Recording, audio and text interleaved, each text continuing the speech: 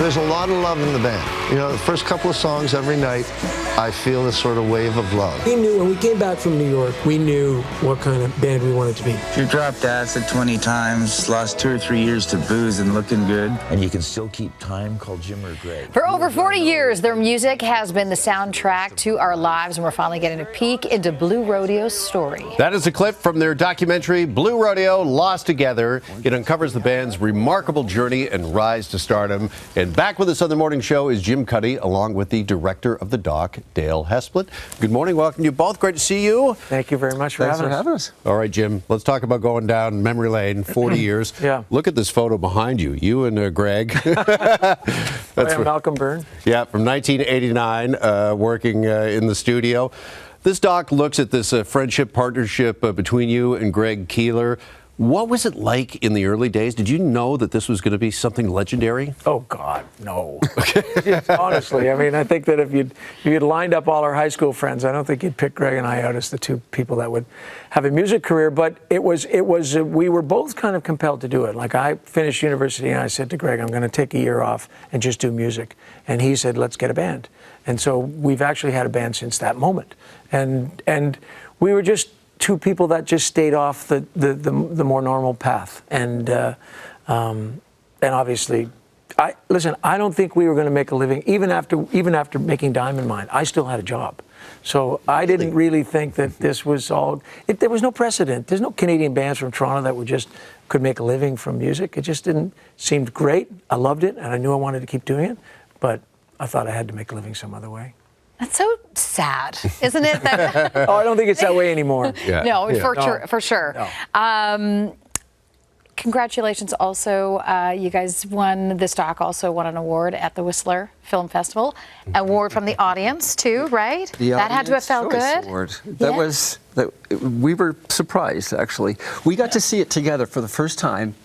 Jim, me, Greg, watching this live audience see this film for the first time, and then to get the Audience Choice Award was like fantastic. What is that like, watching an audience watch what you've been invested in for so long? Can't be nerve-wracking at all. Well, you sort of realize that's you up there. That's you're kind of naked. Your work is up there, and you're hoping that they laugh at the right spots. You're hoping that they like it and cheer, and yeah, you're a bit nervous for sure. Also, explain the kind of I don't know if balance is the right word, but you want to make longtime fans happy and proud, and you want to make these guys proud. And then you also want to introduce to a whole new generation this story.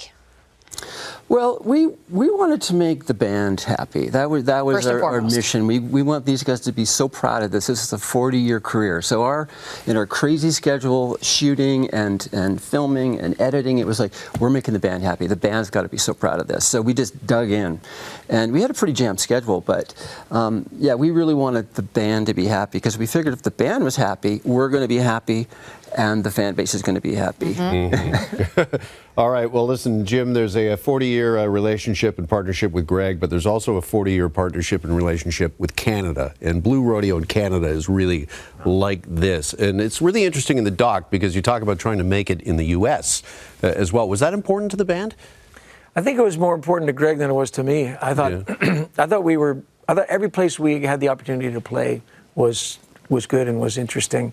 And the fact that we didn't have more demands in the United States meant that we had so many demands in Canada. Mm-hmm. And we really have been ambassadors for Canadian culture around the world, but also all over Canada. I mean, we've been all through the Arctic Circle. We've been northern Newfoundland. How would you describe the band's relationship with Canada? Well, I think that we came along at a time when Canadians were looking for definition for their culture, and I think that we were part of the music offering, and it was a combination of all the Canadian content rules and people staying that had skills, but I feel that now. I feel like when we're being talked about as being the 51st state, we're being talked about strictly in economic terms, whether you agree or disagree, which I completely disagree. But we never talk about culture. We never talk about the things that matter to Canadians, which is how we see ourselves, what are our characteristics. And a lot of that is defined by our art, by our movies, by our books, by our music. So we feel like, and especially now, I think it's very timely to have this really brilliantly made documentary, we feel like we are an offering to see what we all represent, see who we really are. And this is not just about the value of our dollar. And that's what you must be tapping into as well, because you also, we were talking about this in the commercial break, is that you've also done a documentary on Rush, another great Canadian band. And is this what you are tapping into? Is like Canadiana? I think I'm just. No, not at all. No, screw that. No, I'm a fan of Blue Rodeo. I've been a fan of Blue Rodeo since they started. This has come up a few times in interviews, but I designed their very first record cover, so I've known them before. I joke and say it was my kindergarten project, actually. But your first offering was a kindergarten. I came in. He did this very weird thing. We'd never had somebody, professional, and we sat at a cafe, and he put a picture in front of us. The record was going to be called Outskirts, and it was a stick figure of a woman with a dress that said "out." We're like, is this guy kidding? Outskirts like this? And then he went, oh, and he showed us the real thing.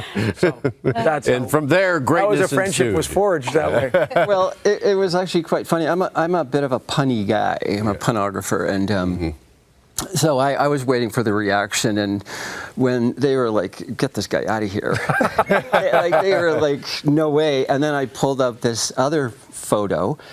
And it was a Robert Frank photo. Yeah. And their jaws dropped because they were like, we love Robert Frank. So the joke turned into, okay, you got the job. Yes, it was. All right, well, Lost Together seems like the perfect title for this doc. Was there any other Blue Rodeo song under consideration? It all has to be a Greg song. He's a real bully, so no, Lost Together seems so appropriate for it. What Am I Doing Here from Casino, maybe? I don't know. That's a little too on point. Yeah, okay.